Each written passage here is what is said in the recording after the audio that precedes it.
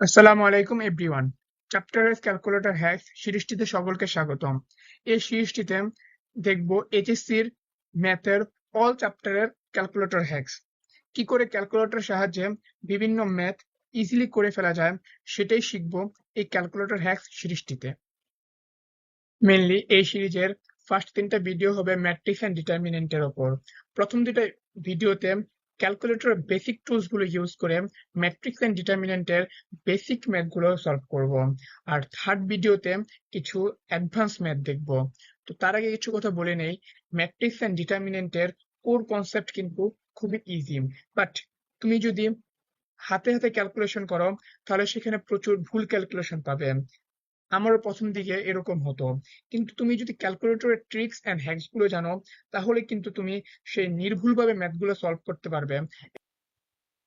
সে দেখবো 991 ইএস সিরিজের ক্যালকুলেটরের সাহায্যে কিভাবে ম্যাট্রিক্সে বিভিন্ন ম্যাথ সলভ করা যায়। সো এখানে দুটা ম্যাট্রিক্স আছে, এ একটা ম্যাট্রিক্স, বি একটা ম্যাট্রিক্স।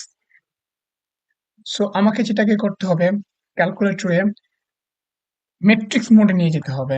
সো এখানে যে মোড আছে, সে মোড, দেন এই যে দেখো 6 নম্বর যেটা আছে এটা কিন্তু ম্যাট্রিক্স। ওকে, তাহলে আমি 6 নম্বরে যাব। 6 নম্বরে যখন যাব তখন এটা ম্যাট্রিক্স মোডে চলে যাবে। এখন আমাকে ম্যাট্রিক্স স্টোর করতে হবে। আমি কি করব, ম্যাট্রিক্স এ স্টোর করব, তাহলে 1। দেন ম্যাট্রিক্স এর ক্রমাগত 3টা রো 3টা কলাম, তাহলে 1। এন্ড এখানে যে ভুক্তিগুলো আছে সেই ভুক্তিগুলোকে আমি স্টোর করতে হবে।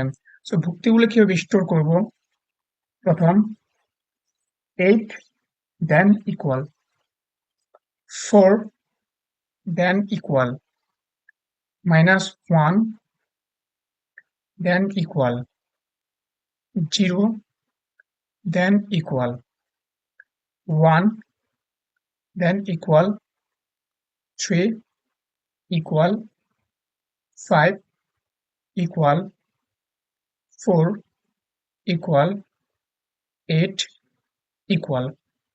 এখনো কিন্তু ম্যাট্রিক্সটা স্টোর হয় নাই। ম্যাট্রিক্সটা আমাকে স্টোর করার জন্য যেটা করতে হবে, এই যে এসি আছে, এই এসিতে ক্লিক করতে হবে। এসিতে ক্লিক করলে ম্যাট্রিক্সটা স্টোর হয়ে গেল।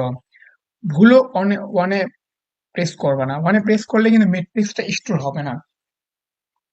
তো এখন ম্যাট্রিক্স ফর্মে নিয়ে গেলাম বা ম্যাট্রিক্স মোডে নিয়ে গেলাম।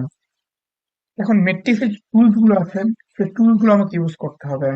ম্যাট্রিক্সের টুলস আমি কোথায় পাবো, যে দেখো 4 এর উপরে যে ম্যাট্রিক্স লেখাটা আছে না, এই ম্যাট্রিক্স এর মধ্যে তুমি সকল ম্যাট্রিক্সের সকল ধরনের টুলস পাবা। সো এটাতে কিভাবে যাওয়া যায়, এই যে উপরে যে শিফট আছে সেই শিফট 4, তাহলে ম্যাট্রিক্স অপশনে চলে যাবে। এখন তুমি এই যে ম্যাট্রিক্সটা আছে সেটা চেক করতে চাও, তাহলে সেটা কিভাবে চেক করবে, এই যে 3 যে আছে ম্যাট্রিক্স এ, তাহলে এখানে 3 ইকুয়াল দিবে, তাহলে ম্যাট্রিক্স এ চলে আসবে। এখন আরেকবার দেখাই, শিফট 4 এ যাবে আবার। দেখো এখানে যে ডাইমেনশন আছে, আরেকটা আছে ডাটা। এখন তোমার যদি ডাটা যদি এডিট করতে হয়, সে এডিটটা কিভাবে করবা, এই যে ডাটা যে আছে 2, সে 2 তে ক্লিক করো। তারপরে তুমি 1টাকে এডিট করতে চাও, মানে ম্যাট্রিক্স এটাকে এডিট করতে চাও, তাহলে 1। তাহলে এখন তুমি 8টাকে এডিট করতে চাও, তাহলে এটাকে কিভাবে এডিট করবে, ধরো যে এটার পরিবর্তে তুমি 6 স্টোর করবে, তাহলে 6 দিবা, দেন ইকুয়াল দিবা। এখনো কিন্তু স্টোর হয় না, এসিতে প্রেস করলে তখন এটা স্টোর হবে, কিন্তু আমার তো এখন দরকার না, আমার এখানে ভুক্তি আছে 8। সো আমি 8ই রাখবো।